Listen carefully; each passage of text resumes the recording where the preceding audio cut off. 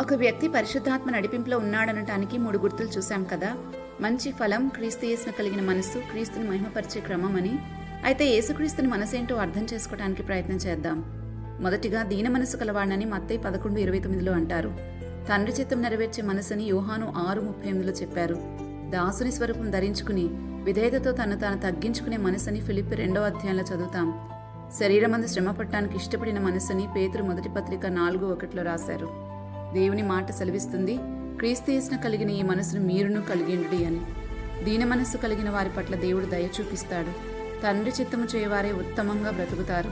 ఎందుకంటే ఆయన చిత్తం ఎప్పుడు ఉత్తమమైంది కాబట్టి.